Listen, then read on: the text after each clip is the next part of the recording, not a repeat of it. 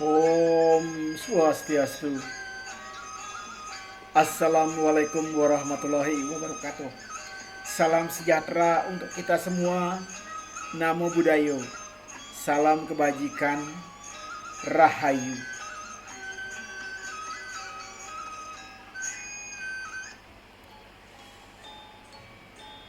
Perkenalkan, saya I Gusti Putu Semadi Putra SPD. Saya adalah salah satu calon guru penggerak Kabupaten Karangasem, Provinsi Bali, angkatan pertama. Pada pagi hari yang cerah ini, perkenankan saya menyampaikan kesimpulan dari paparan materi di modul 3.3.A.9 terkait koneksi antar materi tentang pengelolaan program yang berdampak pada murid. Bapak Ibu calon guru penggerak, acuan saya menyampaikan paparan ini ada 4. Yang pertama,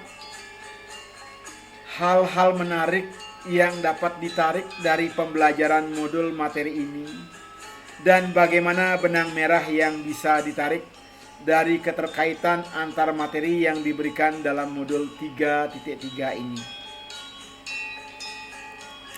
Yang kedua, keterkaitan antara pemetaan sumber daya dengan perencanaan program sekolah yang berdampak pada murid.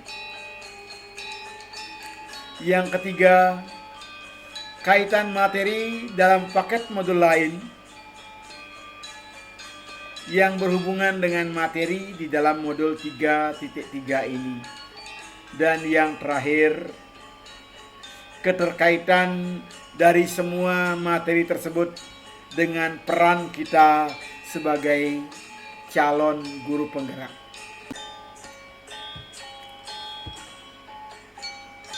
Baik, saya akan ulas satu demi satu. Yang pertama, hal menarik yang dapat ditarik dari pembelajaran modul materi ini. Yaitu yang pertama, kita dapat mengetahui banyak referensi bentuk-bentuk program sekolah yang berdampak pada murid. Dan kita juga mengetahui strategi-strategi yang digunakan untuk mengelola program yang berdampak pada murid.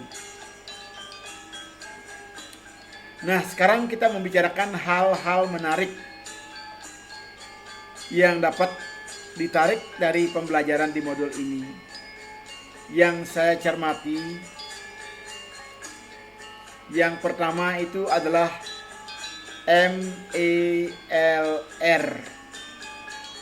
Di bahasa Indonesia kan ini gabungan bahasanya ya.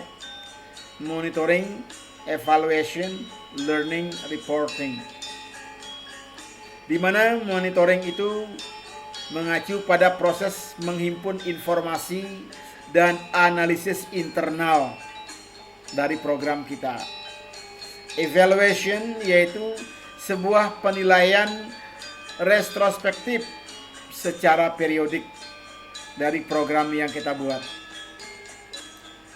L-nya learning, yaitu pembelajaran yang meliputi fakta, feeling, perasaan, finding, temuan, dan future, yaitu masa depan. Reporting, R-nya merupakan alat untuk memberikan dan menginformasikan masukan untuk pengambilan keputusan.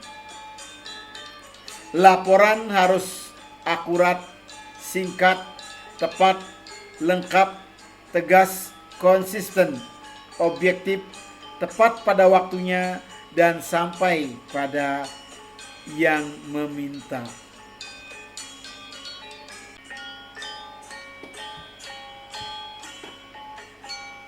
Nah, hal yang menarik berikutnya adalah masalah identifikasi manajemen resiko.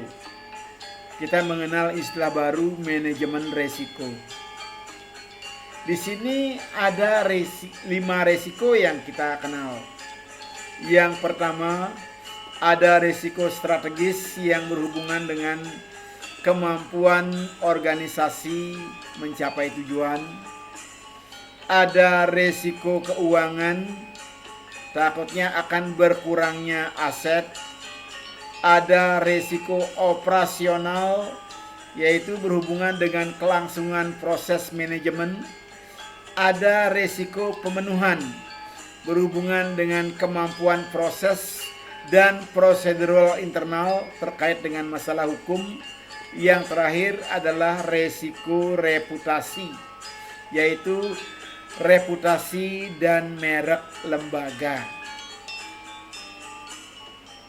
Kemudian kita membicarakan manajemen resiko.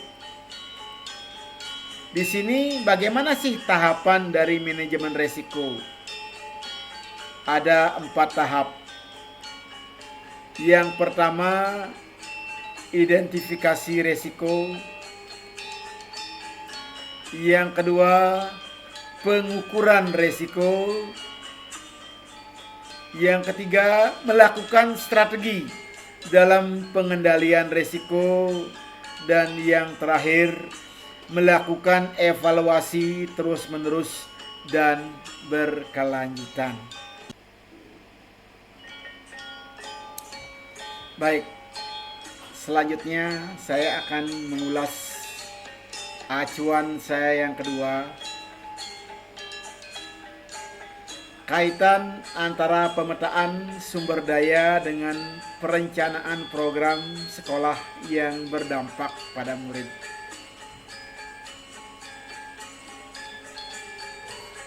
Di sini hasil pemetaan sumber daya sekolah dapat dijadikan sebagai dasar dan acuan dalam melihat potensi sekolah yang dapat dimanfaatkan dalam perencanaan program yang berdampak pada murid. Dengan demikian, sekolah telah melakukan manajemen perubahan berbasis inquiry apresiatif yang berfokus pada upaya kooperatif menemukan hal positif dalam suatu organisasi dalam merencanakan suatu program melalui tahapan bagja. Dan selanjutnya berkaitan dengan acuan yang ketiga, kaitan materi dalam paket modul lain, mungkin modul 2.1 atau 1.1 sampai dengan 3.2 yang berhubungan dengan materi ini. Yang pertama berkaitan dengan masalah filosofi Ki Hajar Dewantara, di mana kita ketahui bersama bahwa filosofi Ki Hajar Dewantara menuntun murid sesuai kodrat menuju murid merdeka berdasarkan program sekolah yang berdampak pada murid. Yang kedua terkait dengan masalah inquiry apresiatif, di mana di sini melalui tahapan bagja, inquiry apresiatif dapat dimulai dari prakarsa perubahan budaya positif dan menguatkan semangat gotong royong dari semua pemangku kepentingan untuk meningkatkan kualitas pelayanan pendidikan di sekolah melalui program sekolah yang berpihak pada murid. Dan yang ketiga yaitu pengelolaan aset atau sumber daya. Jadi karena kita membicarakan sekolah, jelas pengelolaan aset dan sumber daya sekolah. Agar di mana di sini pengelolaan aset dan sumber daya ini agar menjadi daya dukung dalam pelaksanaan program yang berdampak pada murid.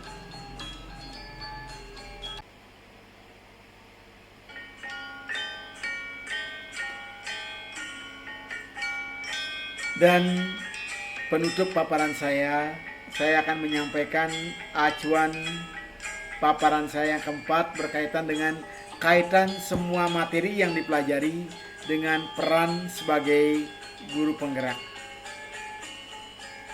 Di mana peran sebagai guru penggerak, kita harus mandiri, kolaboratif, dan inovatif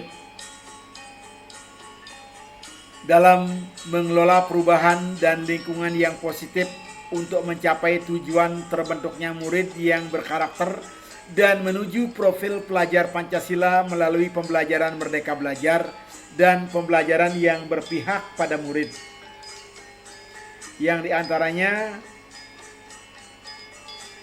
melakukan pemetaan aset sekolah, mengelola aset sekolah,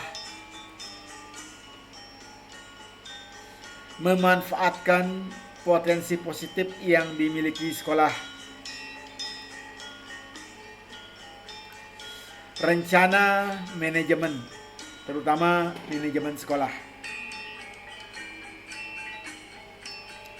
lalu mewujudkan murid merdeka dan profil pelajar Pancasila, lalu pengelolaan program yang berdampak pada murid,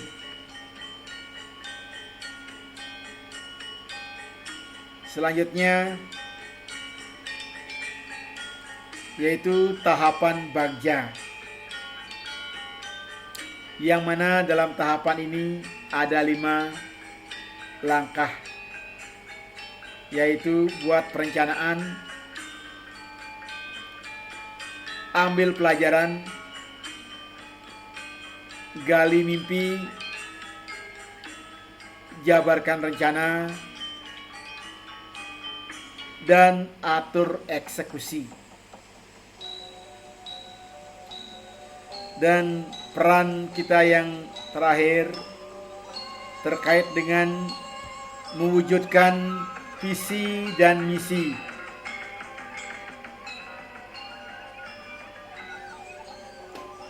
di mana melalui tahapan bagja, inquiry apresiatif dapat dimulai dari prakarsa perubahan budaya positif dan menguatkan semangat gotong royong dari semua pemangku kepentingan untuk meningkatkan kualitas pelayanan pendidikan di sekolah melalui program sekolah yang berpihak pada murid.